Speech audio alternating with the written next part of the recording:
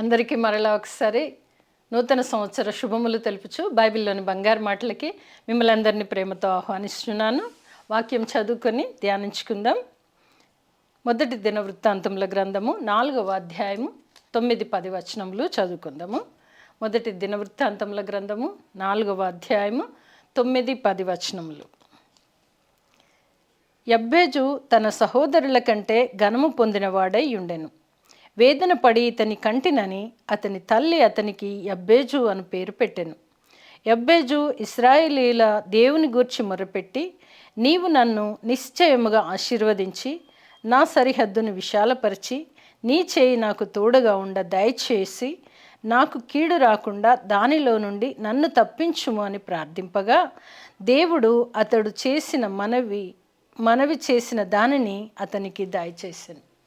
ఇక్కడ యబ్బేజు గురించి మనం చూస్తుంటున్నాము. ప్రార్థన మనవులు. నూతన సంవత్సరంలో మన జీవితంలో మనకు కావలసిన ప్రార్థన మనవులు. యబ్బేజు అయితే ప్రార్థించాడు, 4 మనవులను దేవుని ముందర పెట్టాడు. దేవుడు అతనికి దయచేసినట్టుగా చూస్తుంటున్నాం. మరి ఈ సంవత్సరంలో కూడా అనేక ప్లాన్స్ వేసుకొని ఉండొచ్చు. ఒక్కొక్క కుటుంబంలోనూ, వ్యక్తిగతంగాను, ఉద్యోగాలలోనూ, వివాహాల్లోనూ ప్రతి విషయంలో ఒక ప్రణాళిక కలిగి ఉండొచ్చు. మనం ప్రణాళిక కలిగి ఉన్న దానిని దేవుని ముందర పెట్టి ప్రార్థించాలి. యబ్బేజు అయితే అదే చేశాడు. ఆయన 4 మనవులు. ఈరోజు మనం చూస్తే ప్రార్థన మనవులు మన బైబిల్లోని బంగారు మాట. నూతన సంవత్సరంలో ప్రార్థన మనవులు బైబిల్లోని బంగారు మాటగా తీసుకుంటున్నాము. ఒక్కరి గురించి మనము చూద్దాము. ఇందులో 4 మాటల్ని మనము గమనించవచ్చు. 9వ వచనం గమనించినట్లయితే, యబ్బేజు తన సహోదరుల కంటే ఘనము పొందినవాడై ఉండెను. మొట్టమొదట యబ్బేజు గురించి వ్రాయబడింది ఏంటంటే, యబ్బేజు తన సహోదరుల కంటే ఘనము పొందినవాడు, ఎక్కువగా లేదా ఆయనని హెచ్చైన వాడుగా మనం ఇక్కడ చూస్తుంటున్నాం. సహోదరుల కంటే, అందరూ పెద్దవాళ్లే, వాళ్ళందరికంటే ఘనము పొందినవాడై ఉండెను.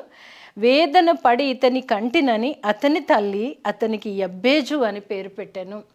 ఇక్కడ వేదన పడి ఇతని కంటినని మనం పుట్టినట్లో చూస్తే యబ్బేజు అనగా వేదన అంటే వేదన పరిచేవాడు లేదా బాధపరిచేవాడు అనేసి ఇక్కడ అర్థం ఇచ్చుచున్నది. కనుక యబ్బేజు అనే పేరు తన తల్లి ఎందుకు పెట్టినది అని ఆలోచిస్తే, వేదన పడి ఇతని కంటినని, ఎంతో వేదన, ఒక తల్లిగా డెలివరీ టైంలో ఉన్నటువంటి వేదన ప్రతి తల్లికి తెలిసినటువంటిది.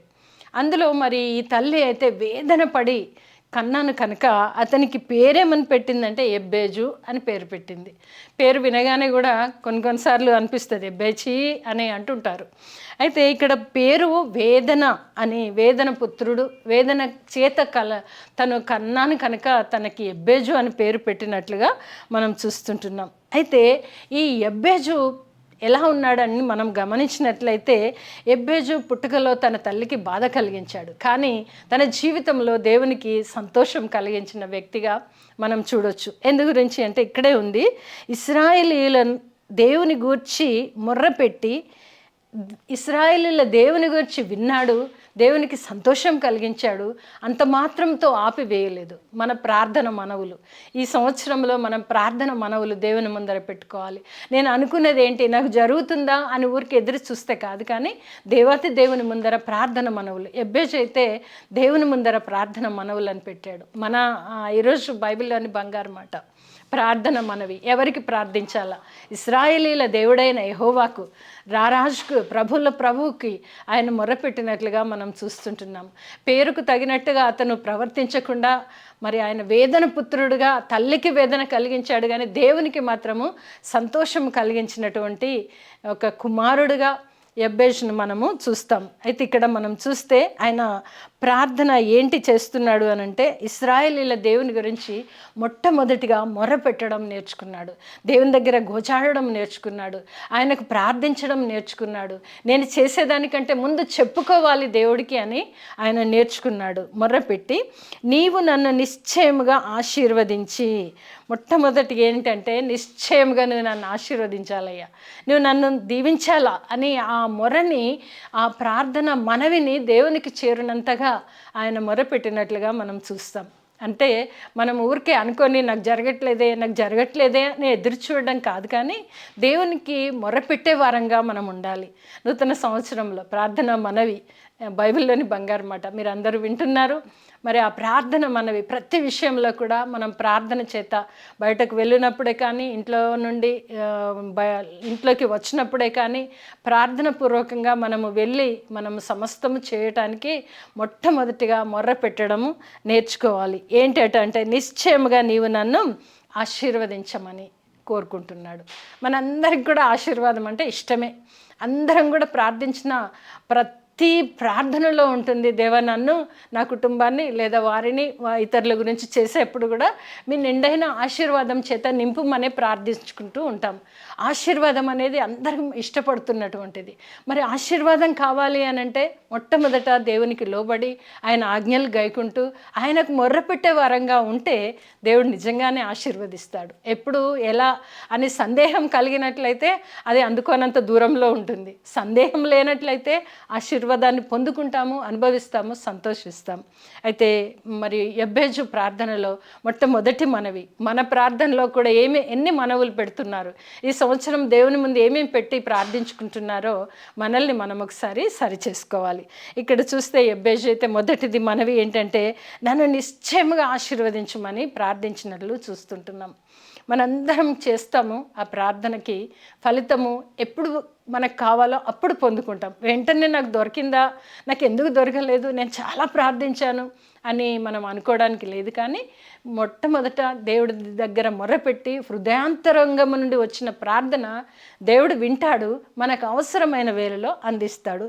అది మొదటిది. ఆ తర్వాత రెండవదిగా మనం చూస్తే నా సరిహద్దును విశాలపరిచి అంటే ఆధ్యాత్మిక జీవితంలో కూడా కొంచెముగా ఆయన దేవుడి యందు ఆధ్యాత్మిక జీవితం కలిగి ఉన్నాడేమో, ఆ సరిహద్దును కూడా విశాలపరచమంటున్నాడు.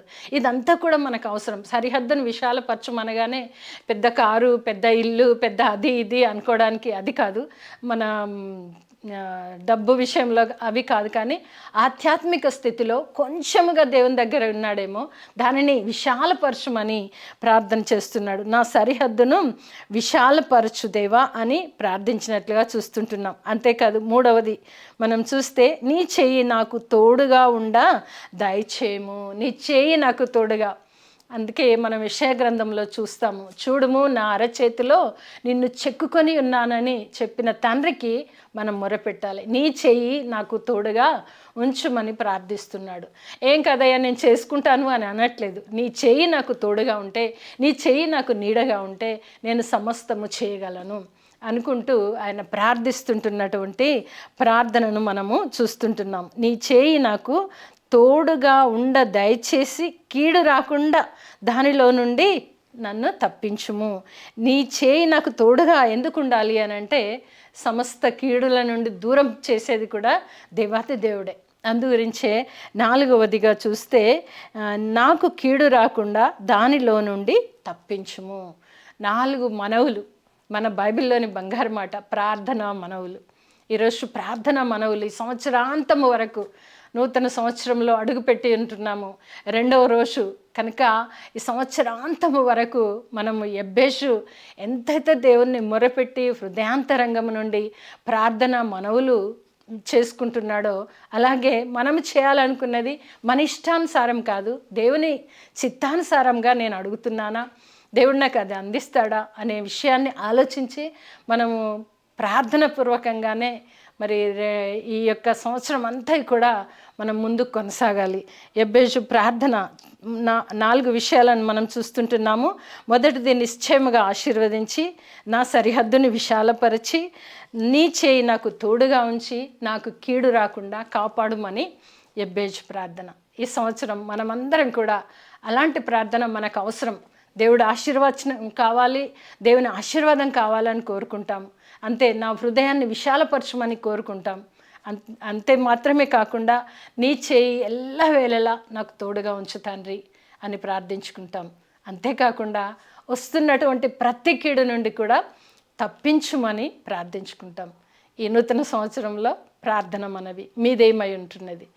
మరచిపోకుండా దేవుడి దగ్గర పెట్టి ప్రార్థన మనవిని దేవుడికి అప్పగించినప్పుడు మరి ఎబ్బేజు అలా ప్రార్థింపగా దేవుడు అతడు మనవి చేసిన దానిని అతనికి దయచేసాను. మరి నూతన సంవత్సరంలో మనమందరం కూడా దేవుడి దగ్గర మొర్రపెట్టిన మనవులను దేవుడు మనకు దయచేయలాగున హృదయాంతరంగం నుండి దేవునికి మొర్రపెట్టి దేవుని నుండి వచ్చు దీవెనలు మనమందరం పొందుకోవాలి. బైబిల్లోని బంగారు మాట ప్రార్థన మనవి ఎంతగా చేస్తున్నావు? మిమ్మల్ని మీరు పరీక్షించుకోండి, దేవుని నుండి వచ్చు దైవ దీవెనలు పొందుకోండి. అట్టి కృప ప్రభు అయిన యేసుక్రీస్తు ద్వారా మనందరికీ కలుగును గాక. ఆమేన్.